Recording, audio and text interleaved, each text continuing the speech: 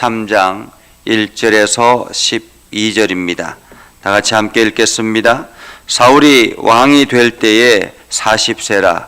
그가 이스라엘을 다스린 지 2년에 이스라엘 사람 3,000명을 택하여 그 중에서 2,000명은 자기와 함께 믹막스와 베델산에 있게 하고 1,000명은 요나단과 함께 베냐민 기브아에 있게 하고 남은 백성은 각기 장막으로 보내니라. 요나단이 게바에 있는 블레셋 사람의 수비대를 치매 블레셋 사람이 이를 들은지라. 사울이 온 땅에 나팔을 불어 이르되 히브리 사람들은 들으라 하니 온 이스라엘이 사울이 블레셋 사람들의 수비대를 친 것과 이스라엘이 블레셋 사람들의 미움을 받게 되었다 함을 듣고 그 백성이 길갈로 모여 사울을 따르니라. 블레셋 사람들이 이스라엘과 싸우려고 모였는데 병거가 3만이요 마병이 6천이요 백성은 해변의 모래같이 많더라.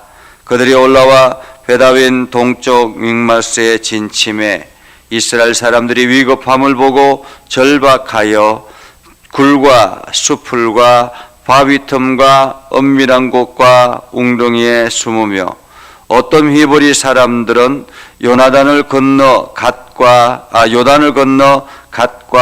길르앗 땅으로 가되 사울은 아직 길갈에 있고 그를 따른 모든 백성은 떨더라. 사울은 사무엘이 정한 기한대로 이레 동안을 기다렸으나 사무엘이 길갈로 오지 아니하매 백성이 사울에게서 흩어지는지라. 사울이 이르되 번제와 화목 제물을 이리로 가져오라 하여 번제를 드렸더니 번제 드리기를 마치자 사무엘이 온지라. 사울이 나가 맞으며 문안하매 사무엘이 이르되 왕이 행하신 것이 무엇이냐 하니 사울이 이르되 백성은 내게서 흩어지고 당신은 정한 날 안에 오지 아니하고 블레셋 사람은 믹막스에 모였음을 내가 보았으므로 이에 내가 이르기를 블레셋 사람들이 나를 치러 길갈에 내려오겠거늘 내가 여호와께 은혜를 간구하지 못하였다 하고 부득이하여 번제를 드렸나이다 하니라. 아멘. 오늘도 하나님의 은혜가 여러분의 삶에 가득하기를 바랍니다. 여러분들이 하는 모든 일들 가운데서 주님의 능력을 경험하는 복된 일들이 되기를 주님의 이름으로 축복합니다. 우리가 인생을 살아가면서 여러 가지 많은 위기를 겪을 때가 있습니다. 생각지 않은 위기가 찾아와서 내가 그 위기를 어떻게 극복할까라는 그러한 고민을 하고 하나님 앞에 나올 때가 있죠. 그래서 우리가 믿음의 결단을 하고 하나님 앞에 순종하기로 작정할 때도 있지만은 또한 그 위기를 어떻게 하면 넘길까라는 위기를 넘기는 수단으로 하나님께 나오는 경우들도 있습니다. 오늘 사울이 왕이 되어서 2년이 되었다라고 이야기합니다. 왕이 되어서 2년이 되었다. 이제 왕이 되고 난 다음에 중앙 집권을 행하려고 이제 왕의 군사를 모으기 시작했다라는 거죠. 왕의 군사, 중앙의 군사가 생겼습니다. 얼마나 생겼느냐? 3,000명이 생겼습니다. 그래서 2,000명은 사울이 거느리고 그리고 1,000명은 사울의 아들 요나단이 거느렸습니다. 그런데 요나단이 이제 젊어서 혈기가 왕성하고 또 열정이 있어서 이 1,000명의 군사가 생기기 시작하자 이 군사로 블레셋, 그동안에 자기를 괴롭혔던 그 블레셋의 수비대를 몰래 쳤습니다. 이 소식을 듣고 사울이 급하게 이스라엘 백성들을 소집령을 내리게 되죠. 소집령을 내리게 되면서 블레셋 사람들 안에 두려움이 찾아오기 시작했습니다. 어떤 두려움이 찾아오기 시작했느냐 하면 4절에 보니까 이스라엘이 블레셋 사람들의 미움을 받게 되었다라는 그러한 두려움입니다. 늘 침략을 경험한 사람들, 침략을 당하는 경험을 했던 사람들은 늘 주변의 눈치를 보게 되어 있죠. 뭐 우리나라도 마찬가지입니다. 우리나라도 과거에 중국으로부터 그리고 또 아래는 일본으로부터 끊임없이 침략을 당해왔던 그러한 민족이죠. 그래서 어디엔가 조금만 침략의 어떤 징후만 보이면 사람들은 긴장을 하고 우리가 저 사람들에게 뭔가 잘못한 것이 있는가라는 이러한 두려움이 있는 것입니다. 지금도 여전히 일본의 군사력을 증강시키고 여러 가지 군사를 세워나가려고 할 때 우리나라는 긴장하지 않습니까? 북한의 어떤 문제라든지 이러한 것들이 늘 우리에게 긴장거리이기도 합니다. 이것처럼 이스라엘 백성들도 마찬가지죠. 과거에 늘 블레셋으로부터 공격을 당하고 암몬으로부터 공격을 당하고 여기저기 공격을 당하다 보니까 지금 이 블레셋의 미움을 받았다라는 것은 이스라엘의 위기다라는 생각을 했다라는 것입니다. 그렇게 해서 온 이스라엘이 사울이 소집한 그 길갈로 모였습니다. 여기서 온 이스라엘이라는 말은 각 지파들이라는 말이기도 합니다. 그러니까 12지파 각 지파들이 모든 지파들이 길갈로 모였다라는 거죠. 아마도 대표들이 모였을 것입니다. 길갈로 모였는데 사람들이 이스라엘 모였는데 문제는 상대방입니다. 블레셋이 얼마나 군사를 이끌고 왔는지 오늘 성경에 보니까 병거가 3만이요 마병이 6천이요 백성은 해변의 모래와 같더라라는 거죠. 이것은 이스라엘 눈에 보이는 블레셋의 군사력입니다. 이스라엘의 눈에 보이는, 그러니까 블레셋은 이미 철병거가 있었고 또한 그 철병거로 수많은 사람들을 이렇게 곳곳에 침략했던 그러한 전력이 있었기 때문에 지금 이스라엘 눈에 병거가 3만 같이 보였고, 그러니까 엄청나게 병거들이 있었다라는 거죠. 지금으로 말하면 탱크들이 있었다라는 말입니다. 탱크가 엄청나게 많이 있었고, 그리고 곳곳에 여러 가지 마병들이 있었고, 그리고 백성들, 보병들은 해변에 모래와 같이 까맣게 있었다라는 것입니다. 까맣게 있었다. 그러니 이스라엘이 얼마나 두렵겠습니까? 그래서 그 두려움 속에서 사람들은 굴로 숨고 수풀로 숨고 바위 틈으로 숨고 은밀한 곳에 웅덩이에 숨고 심지어는 요단을 건너서 길르앗 땅으로 도망가기도 했다라는 것입니다. 곳곳에 뿔뿔이 흩어졌다라는 거죠. 그리고 길갈에 모여있는 백성들도 불불 떨고 있었습니다. 모든 백성은 떨더라라고 말하고 있죠. 벌벌 떨고 있었습니다. 이제 이게 이스라엘의 굉장히 위급한 상황이 되었죠. 왕이 되었던 사울은 급하게 사무엘을 초청합니다. 길갈로 초청을 해서 이제 예배하고 어떤 결단을 하기로 작정했던 것 같습니다.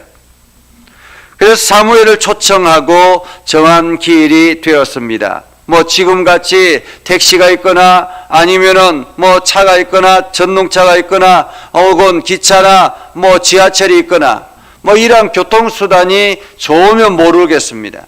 이때 당시에는 보통 걷거나 아니면은 낙타를 타거나 혹은 말을 타거나 뭐 이러한 상태이겠죠. 그런데 사무엘이 정한 시간이 되어도 오지 않는 거예요. 사울의 마음은 불안으로 가득 차 있습니다. 그래서 사울이 이야기하죠. 번제와 한목제를 드리려고 그것을 이리 가져오라 라고 이야기합니다. 분명히 사무엘을 초청했는데 사무엘이 오지 않으니까 사울의 마음은 더 조급해졌습니다. 더 조급해져서 화목제물을 번제물을 가져오라 라고 이야기를 하죠. 그리고 난 다음에 사울이 그만 번제를 하나님 앞에 드렸습니다. 이때 당시만 해도 번제는 감히 어느 누구도 드릴 수 없습니다. 오로지 번제는 대제사장만이 드릴 수 있는 그러한 상황입니다. 만약에 번제를 잘못 드리면 그 사람은 즉사할 수 있습니다. 그럼에도 불구하고 사울이 이 번제를 드렸다라는 것은 무엇을 의미할까요? 내가 모든 것을 할 수 있는 자격이 있다라고 생각을 한 것입니다. 왕이면 모든 것을 할 수 있다라는 거죠.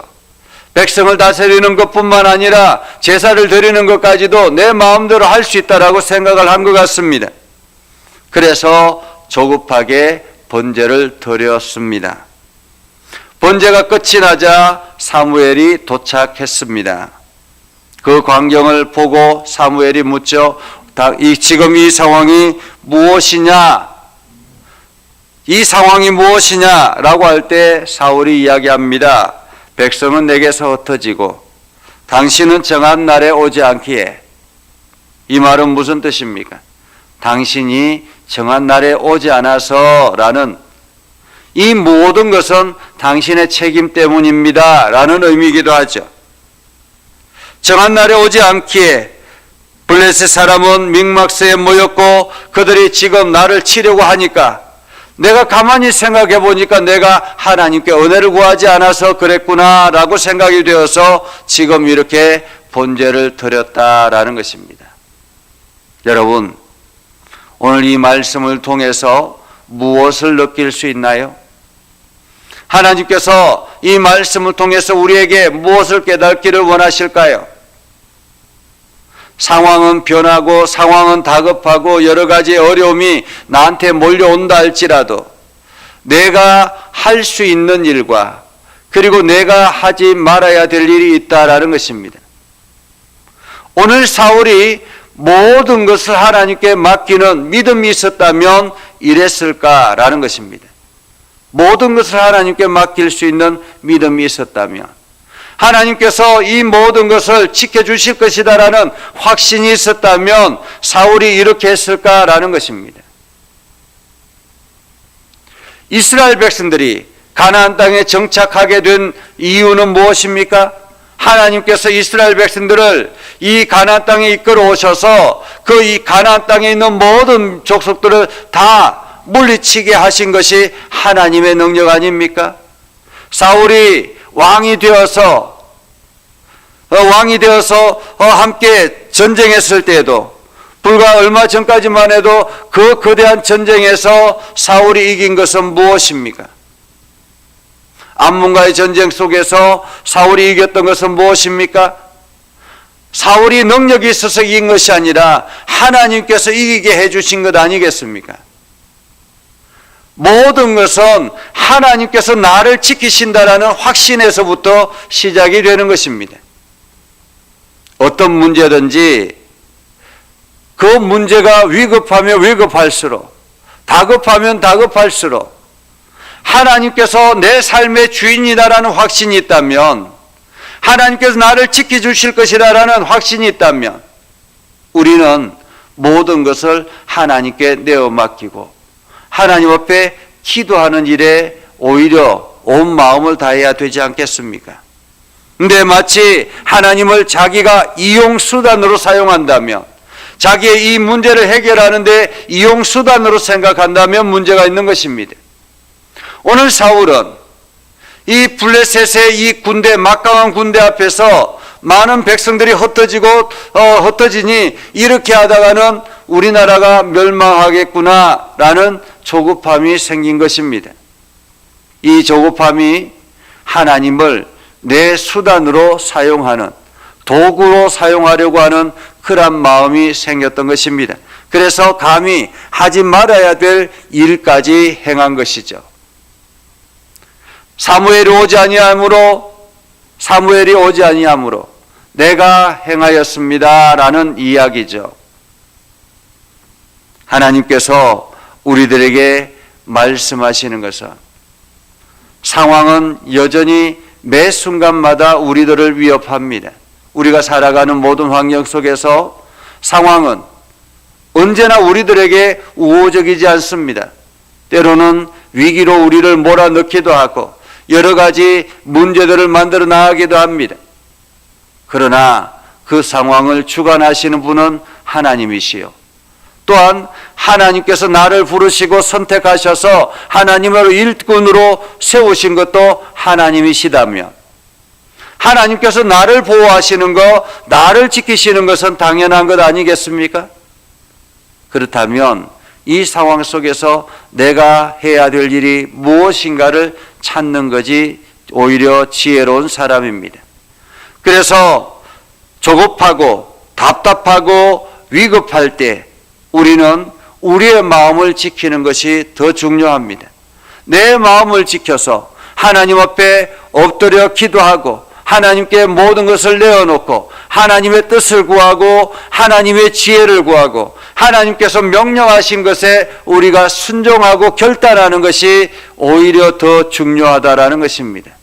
그래서 오늘도 우리는 오늘 하루를 살아갈 때 어떤 문제가 우리를 찾아온다 할지라도 우리의 마음을 지켜서 나는 하나님의 거룩한 백성이요 하나님께서 여전히 나를 붙들어 주시는 분이라는 사실, 하나님께서 이 땅의 모든 것의 주인 되신다는 사실을 기억하고 철저하게 하나님 앞에 붙어있는 저와 여러분이 되기를 주님의 이름으로 축복합니다.